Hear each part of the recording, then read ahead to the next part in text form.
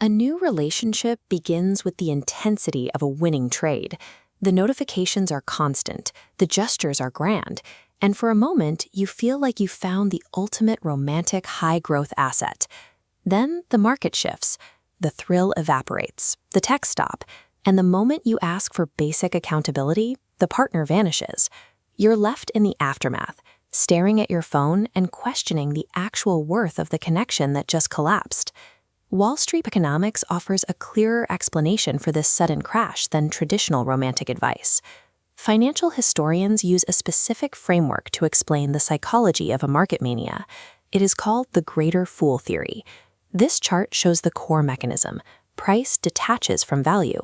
Investors buy in, believing a greater fool will eventually pay more. This continues until the market runs out of buyers. The music stops, the price crashes, leaving the last person holding a worthless asset. The emotional economy of a toxic relationship mirrors this cycle, where the cost of staying far exceeds the actual value provided. Financial bubbles begin with irrational hype. In the 1720 South Sea bubble, shown here, investors poured capital into companies that had zero actual earnings, driven entirely by the fear of missing out on a rising price. In dating, this is the pump, better known as love bombing. Intense validation and premature promises of a future act as the inflated upfront price of the connection. But look at the actual earnings of the partner, their consistency, their character under pressure, and their ability to handle conflict. Often, these fundamentals don't exist.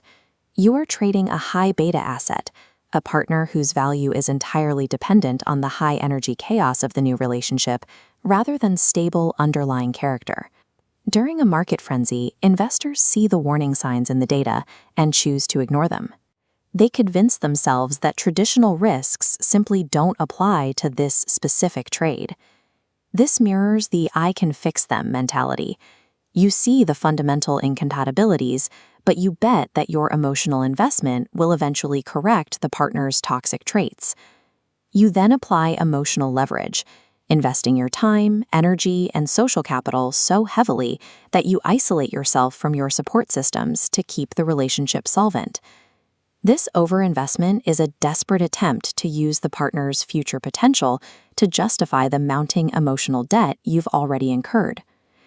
This leads to the Minsky moment, the terrifying second a bubble bursts and investor euphoria shifts instantly to total panic.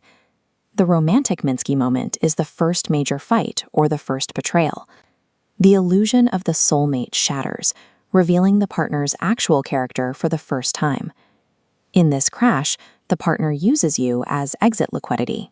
They treat you as a temporary placeholder or a safety net, using your remaining emotional reserves to quietly stabilize themselves before they exit the trade.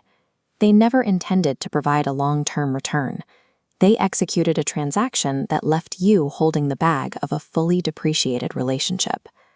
Realizing you fell for a greater fool trade is an emotional audit. It is an objective assessment of where your capital went and why the investment failed.